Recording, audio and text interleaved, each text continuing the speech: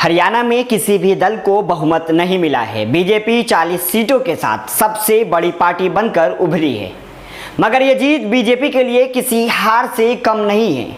75 plus के नारों के साथ चले भगवा दल के लिए ये रिजल्ट चौंकाने वाला है, और इस चौंकाने के पीछे सबसे बड़ा कारण है उसके बड़े नेताओं का बेहद ही खराब प्रदर्शन। ये एकदम वैसा ही है जैसे आपके टॉप 4 बैट्समैन जीरो पर मुंह लटका के लौट आए। आदाब, मैं हूं अंजर आफाक और आप देख रहे हैं Miller times.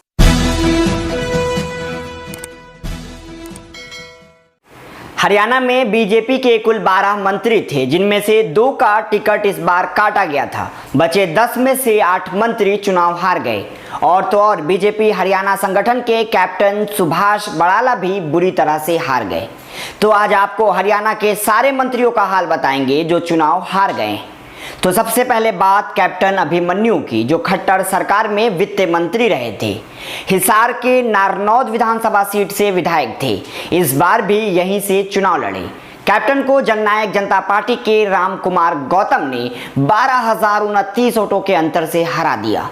Captain Subhash Badala मनोहर सरकार में वित्त मंत्री रहे। हरियाणा में बीजेपी का जाट फेस थे, बड़े बड़े नेताओं में उनकी गिनती होती थी, लेकिन चुनाव हार गए। दूसरे मंत्री है रामविलास शर्मा, जो खट्टर सरकार में शिक्षा मंत्री थे। महेंद्रगढ़ से विधानसभा पहुंचे थे और इस बार भी यहीं से चुनाव लड़े थे, पर कांग्रेस के राव दानसी ने शर्मा को 10,000 से ज्यादा वोटों के अंतर से हरा दिया। रामविलास शर्मा हरियाणा के वो नेता है, जब हरियाणा में 2005 में बीजेपी के 2 विधायक थे तो वो उनमें से एक थे। 2014 के चुनाव के वक्त रामविलास बीजेपी के प्रदेश अध्यक्ष थे। महेंद्रगढ़ के लोग कहते हैं कि पिछले बार लगा था कि रामविलास मुख्यमंत्री बन सकते हैं, इसलिए जिता दिया। रामविलास से महेंद्रगढ़ की शहरी जनता काफी नाराज थी। तीसरे मंत्री है ओपी धनखड़, जो कि कृषि मंत्री थे और ये भी चुनाव हार गए। झज्जर के बादली विधानसभा सीट से विधायक थे और इस बार भी यहीं से चुनाव लड़े। कांग्रेस के कुलदीप वत्स ने धनखड़ को 11,245 वोटों के अंतर से हरा दिया।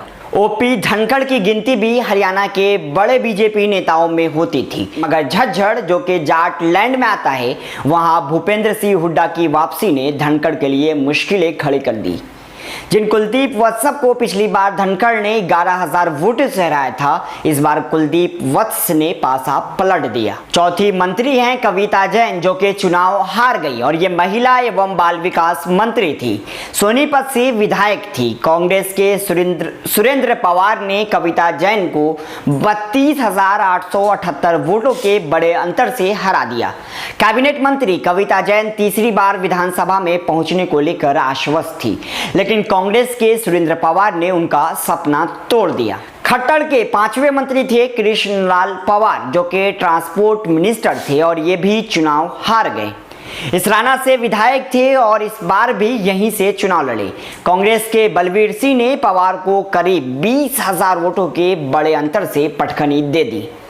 खट्टर सरकार में ट्रांसपोर्ट मिनिस्टर रहे कृष्णलाल पवार एक और मंत्री है जो कि अपनी सीट नहीं बचा पाए। 2014 में उन्होंने कांग्रेस के बलवीर सिंह को हराया था। पवार पहले INLD के सक्रिय सदस्य रहे हैं। वो हरियाणा सर्किल के हरियाणा ओलंपिक के अध्यक्ष और कबड्डी एसोसिएशन के अध्यक्ष भी रह चुके हैं। खट्टर के 6ठे मंत्री है मनीष ग्रोवर, जो कि सहकारिता मंत्री थे और रोहतक से विधायक थे। इस बार भी ये चुनाव लड़े और हार गए। कांग्रेस के भरत भूषण ने बात्रा ने ग्रोवर को 2735 मतों के अंतर से हरा दिया। खट्टर सरकार में मंत्री मनीष ग्रोवर अपने इलाके में जनता की नब्ज पकड़ ही नहीं पाए। रोहतक के 4 में से 1 सीट कांग्रेस हारी है और वो यही रोहतक सीट थी, मगर लोगों का कहना है कि ग्रोवर का व्यवहार मंत्री बनने के बाद बदल गया था, इसलिए हमने भी सबक सिखा दिया। हरियाणा के 7वें मंत्री है करणदेव कनबोज, जो कि चुनाव हार गए और वो खाद्य और सार्वजनिक वितरण मंत्री थे। रादौर से विधायक थे और इस बार भी यहीं से चुनाव लड़े। कांग्रेस के बिशन लाल ने 2541 वोटों के अंतर से हरा डाला। राज्य मंत्री करणदेव कनबोज की सीट से भाजपा के इंद्र से बदलकर रादौर कर दी गई थी। रादौर से भाजपा ने मौजूदा विधायक श्याम सिंह राणा का टिकट काटा था, जिससे राजपूत समुदाय नाराज था और कनबोज को वो इसका नुकसान उठाना पड़ा और कांग्रेस को इसका फायदा मिला। हरियाणा के 8वें और आखिरी मंत्री है कृष्ण कुमार बेदी, जो चुनाव हार गए। शाहबाद से विधायक थे और इस बार भी वो इसी सीट पर अपनी किस्मत आजमा रहे थे। कृष्ण कुमार बेदी को जननायक जनता पार्टी के रामकरण ने रिकॉर्ड 37,000 वोटों से हरा दिया। मिलर टाइम्स की वीडियोस देखने के लिए यहाँ क्लिक करके सब्सक्राइब करें और हाँ, बेल आइकन जरूर दबाएं। अगर फेसबुक पर देख रहे हैं तो पेज लाइक करें। ताज़ा तरीन खबरों और मज़ामीन के लिए विजिट करें हमारी वेबसाइट www.millertimes.com। हमारी ये वेबसाइट उर्दू, हिंदी, इंग्लिश तीनों लैंग्वेज में मौजूद है।